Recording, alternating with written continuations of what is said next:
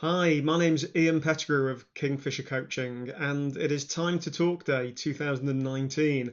And what I want to do is just add my own perspective and share some experiences and just reinforce how important it is and how important that we do talk. In my day job, in my work, I get to work with leaders to help them to get the best out of themselves and other people. So to help people to thrive, but a component part of that is to help people to be resilient, to accept that there can be adversity and change that we need to cope with. And regardless of whether I'm working one on one or with a group, we'll often work on all sorts of component parts of that. So we'll work on strengths, we'll work on mindset, things like procrastination, things like misguided or maladaptive perfectionism. We'll talk about healthy mental habits, we'll talk about healthy physical habits. And there's some things that are sort of really deep and we dive deep and it takes a while. But if you've worked with me in a group on resilience, there's one exercise that you'll have taken part in, which is incredibly, incredibly simple and is always really impactful for people. And it's really simple. At the start of a workshop on resilience, I will get people to pair up with each other and I will encourage them to ask the person that they're paired up with, how are you today? And then to swap around and the other person to ask them. And what's simpler than actually getting people to just ask that question of each other? But typically, I give people maybe around about 8 minutes or maybe 10 minutes for that exercise. And I've run this hundreds of times now. And almost always it's quietish for about the first 30 seconds as people sort of get into it. And then the volume really goes up. And I'll often take feedback from people afterwards. And the feedback is always that it's been really important, really impactful. People have found it cathartic. People have found it really uplifting. People have found the real value in realizing that they're not the only one, that's struggling with things and that other people are doing this. So it's an incredibly simple exercise, just asking that question, how are you today? And often people talk about, how valuable it is to have been listened to in that way and how it's the first time they've had that kind of conversation in that space. But it's incredibly simple. So, what stops us from doing this? I think the number one excuse that we can find for this is time. When we ask the question, how are you? It's normally a, how are you? I'm fine, thanks. How are you?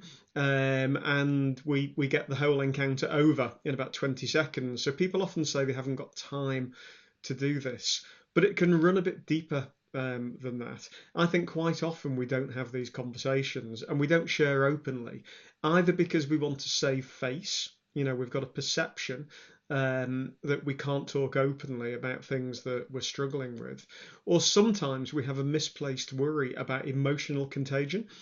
So if we are feeling stressed, we don't want that to catch and to spread around people. So we keep a stiff upper lip and bottle things up instead.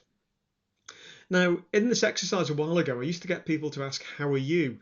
But if you've read the book Option B by Sheryl Sandberg and Adam Grant, you'll know the reason why I'm asking the question as it is.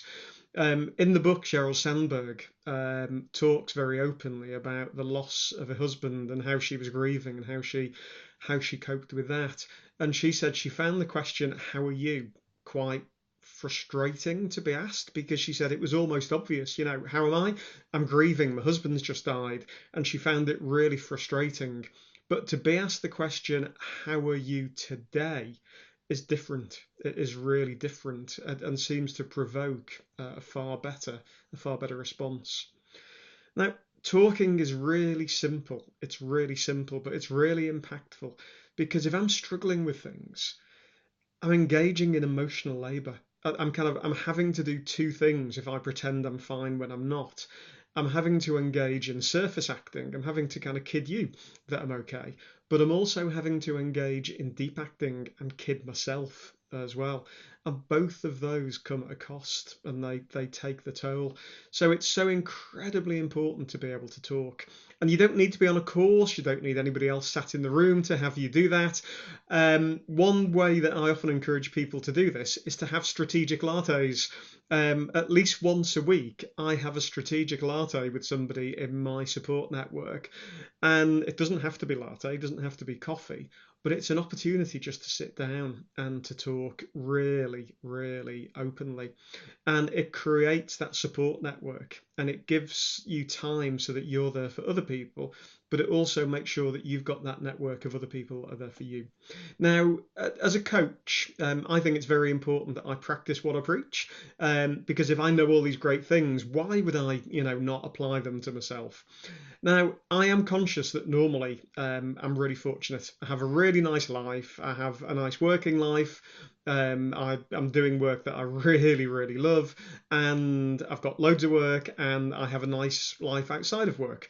And I say fortunate rather than lucky because I work hard at that. But I also do have a great support network of people. And normally the answer to how am I doing is, well, yeah, pretty good actually. Might be working a bit too hard, might be worrying about one thing, but I'm normally pretty okay.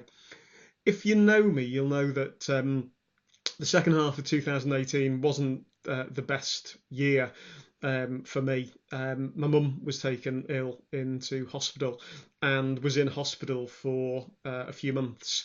And then part way during that period, her husband, my stepdad, was basically feeling unwell on a Monday, saw Dr. Tuesday, went into surgery on Wednesday, and died on the Thursday. And, losing my stepdad was difficult, but also having with my sister to go and tell my mum that her husband had died was like absolutely, utterly heartbreaking. And my mum sort of seemed after that to be quite flat for a while, but then started to recover. And we started to make preparations to bring her out of hospital. Then we suddenly got a call one morning from the hospital at 4 o'clock in the morning to say you might want to get here. And that was the start of, I can't remember how long it was now, but it was about a week when my mum just deteriorated every day and sadly died last year as well.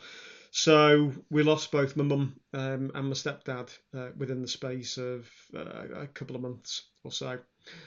And I've really struggled with that. I've grieved. It's been really hard. I've cried, in the last few months, so much more than I think I ever have done in my whole life. But one thing I will say is that my support network, the people that I get to sit down with, the people I get to talk with, the people I can talk really openly with, have just been absolutely invaluable.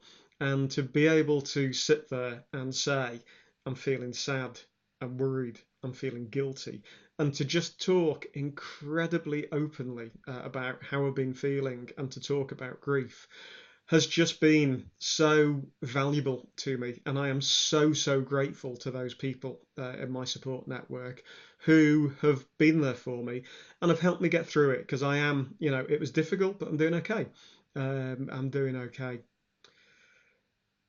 Talking, incredibly simple, incredibly important.